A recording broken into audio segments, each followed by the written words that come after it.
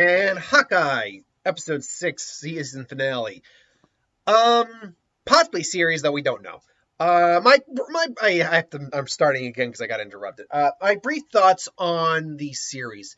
Yeah, I think it's the weakest one. It's also different from all the other ones, too. Loki was a sci-fi existential crisis drama, action drama.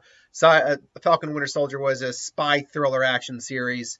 WandaVision was a wacky drama wrapped up in a little bit of the supernatural as well. And this is a action Christmas comedy. And I didn't hate the first two episodes like some other people did, but I didn't love them. The series got better as it went on, and we ended here with episode 6. I think the 5th episode is the best one. I agree with other people who have said that. This, I don't think, was bad, but it does kind of miss the mark on a couple things. Let's start really with the big one, Kingpin, pun intended. I liked Vincent D'Onofrio. It's great to see Vincent D'Onofrio back. And I didn't hate the betrayal per se, but it's very clear. This is take the super strength thing out of the equation, which he actually came out recently and said that's one of the big differences. It's just a very different, I don't want to believe he's only the head of the tracksuit mafia, and I don't want to believe that he's like his office is like this room with some beads. But they do say the Ronin did bring organized crime in around the world during the past 5 years to its knees.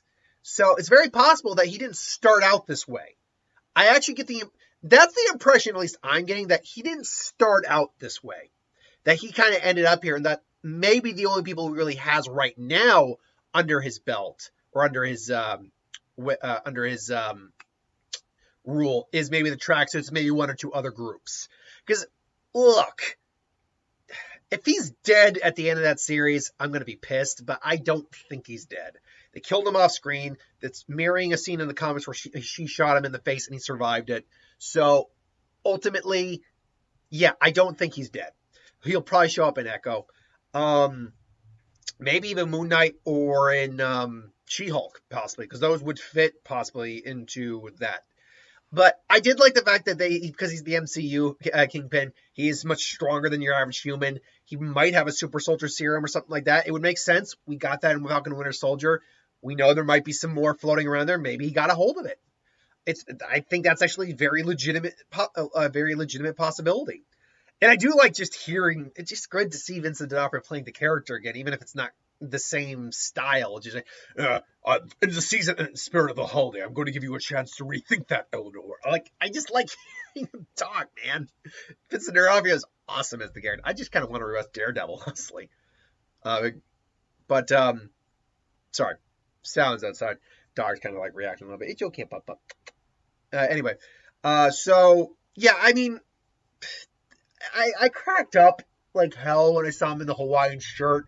Because the only thing, I know big guys tend to like to wear Hawaiian shirts. Mark's one of those people. Mark's a big guy and he wears Hawaiian shirts because they can be very fitting and comfortable. But, and look, maybe Kingpin was celebrating the holidays. That was his, yeah. But especially when we see him in the hat later too, when he goes to confront Eleanor and kill her. All I'm thinking of is a freaking, we have a T-Rex. Welcome to the Tracksuit Mafia. Boop, boop, boop, boop. Now, John Hammond wasn't wearing a Hawaiian shirt, to the best of my knowledge. He was just wearing like a shirt, but still. Did anyone else, because he had the cane too, which he didn't need. It's just a symbol of power. But did anyone else get that, like a John Hammond vibe from him? Still, though, it was great to see him back. I hope if and when, but I do believe, I think most of us believe it's a when Kingpin comes back into the fray, they'll definitely kind of tailor him a bit closer to the Netflix version where it's not just the tracksuits he had under his control. He's got a bunch of others, and it was just, hard times. I would like the explanation that the Kingpin that we got in Netflix, he was kind of like that initially before the Ronin came, and he kind of got reduced to that. I want that explanation. I think that explanation makes sense. I will also say, and I'm trying to remember what I said prior to like being interrupted, that,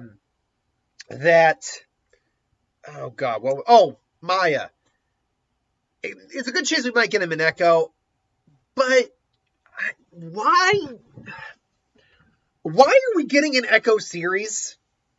Because the character, except for episode 3, which was, I think, a good episode, pretty solid episode, and I think the best showing of that character.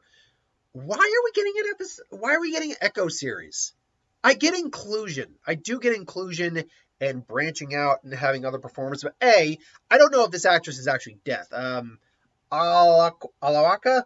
No, it's A-L in the word aqua. So I think Alwaka. I'd have to hear it pronounced. If I heard it pronounced, I'd probably be able to pronounce it. But Alaqua maybe? Alaqua Cox, which I don't know if she's married or related to Charlie Cox at all. Don't think she's related, but maybe married. I don't know. Cox isn't an uncommon name.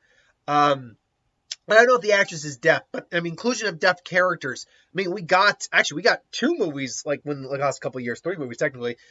Quiet Place Part 2, and Godzilla vs. Kong, where the deaf character was actually a deaf actress, which I think is great. That's great inclusion. We got the Makari, I think her name was, the speedster on Eternals. She was deaf.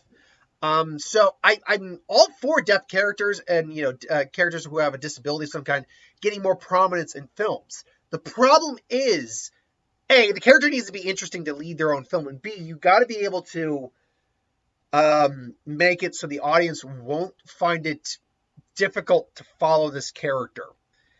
And I don't want to sound like I'm judging for disability or anything like that, but I'm going to be straight up, at least in my opinion, because that's what I do. I think being deaf is the most difficult of the disabilities to translate in terms of a main series character. And by that extension, kind of mute as well, because they hand in hand to some degree. With loss of sense of smell, that means nothing really at all. You can bring it up and it might play a factor in the storytelling, but communication's not a big thing. Because we're talking about communication. Loss of touch, again, communication's not a big thing. Because we're talking about what they can communicate on screen. Being blind, that does pose a different challenge, especially when the character, but you can still talk and communicate. The problem with a deaf or mute character, at least from the way I'm viewing it, is the fact that you're going to constantly need subtitles. Maybe not constantly. Maybe there'll be times where you can not do subtitles, and maybe you'll actually be teaching the audience at some point. There's an advantage there, admittedly. But the fact is, if you want to know what she's saying, you're either going to have someone translate for her constantly, or you're going to need subtitles a lot. And I don't know if that's going to be really how engaging that's going to be for an audience. I know I will definitely give it a shot. Certainly, I'll do that, but I don't know. If the character were more interesting, that'd be one thing. But I looked up this actress. This is the only show this is her first role. And for what it is, I think she did a decent job. But this does explain, I think, a little bit of the direction, maybe, or the performance that was given. Because she just came off like a pouty child. She was like she actually made faces like a kid who didn't get the last cookies. Like, you took the cookie. Like, she made faces like that. I'm like, what the hell, lady? But again, it's the first time she's ever actually been in a series. It's her first acting. It's her first part, so maybe that actually had something to do with it. Maybe that legitimately had something to do with it. I cannot say. What I can say is, for all the faults this series had, it was not perfect. It was not perfect. I still enjoyed the season finale because I still loved everything with Clint and Kate. Honestly, I think this episode and the last episode was Kate Bishop at her best. At her best. She still had the Kate-isms and doing the stupid thing where she took down the tree and could have killed Clint. Like, he's just in a tree. He can get down, for God's sake. She still had those Kate-isms. I think that's what we'll call them, Kate-isms. But she had that great... she had one of her best moments of the series in this episode where she talks about seeing Hawkeye. She was a kid and she saw the aliens coming. And then she saw him, this guy with a stick and a bow, stick and string, and she's fighting him and he's flying. It's like, if you can be a hero and you can inspire, and I didn't have to be, that means I didn't have to be. It was a great moment for her, and you can see it that what that meant to Clint to hear that. And then everything with her and Yelena is just gold. Everything with her and Yelena is just gold. I'll admit, I wasn't a big fan of Hawkeye's outfit, I'm going to be honest. It just looked like a purple and black sweater. That's all it looked like. But whatever. I I'll say that I wasn't a bit. I'm with some other people have said. I wasn't a big fan of the first part of Yelena and Hawkeye's interaction, but the way they reconciled that, I was a fan of that. I did like that a lot. I mean, the fight scene is good too. I do like the bros getting shrunk by the Pimtech arrow, and then the owl swooping them away, just picking them up. They're dead. Those guys are flat out dead. I did like the nod to the owl in the tree. That was cute. And it was good to see Jack actually, get involved. I'm like, oh yeah, that's foreshadowing, carrying a sword. But at the same time, yeah. And the fact that Elena, it's not Yelena, but Eleanor. Sorry, Eleanor. I mean, will we see her again in the future series? Very possible. She's alive. She's in jail. I wish there was more like her someone putting it to her as like, doesn't matter what you thought you were doing was right. You murdered a man. All that. Life is messy, sure. But guess what? Talking about responsibility, you're not exempt from your responsibility. You're not exempt from the consequences of your actions. Like, I wish that Kay at least said that. It's like, is this what heroes do? Just put their mother in jail, and Chris is like, oh, get over yourself. Because she's not, it's clear she loves her daughter, but she didn't take any responsibility for her actions. That was the thing. She was not taking responsibility. So that was bothering. I did like the ending, like it just ending where he does make it home for Christmas, and he brings Kate and Lucky with her, and I did like that. That was a nice little wholesome ending. The reveal of the watch, I think most of us were kind of putting that together. It was kind of just whatever, as I take a sip of tea from my Mr. Meeseeks cup. It was just whatever. It was just kind of oh yeah, here's your watch back. Great? Just kind of whatever. I don't know. For me, and I had to leave for work. I didn't watch the Rogers the Musical. I did see that was what the post-credit scene was, but I didn't watch the Rogers the Musical post-credit scene, so yeah.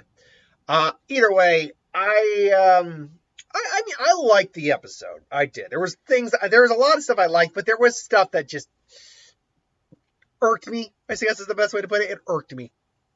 Anyway, though, that is my thoughts. Let me know in the comments below what you thought of the season finale. Put in the comments below. But thanks for watching. I hope you enjoyed. I've still got at least 4 videos to do today. I've still got my what if for today, my Zonpacto video, then tomorrow's who would win and what if. It's Christmas Eve tomorrow.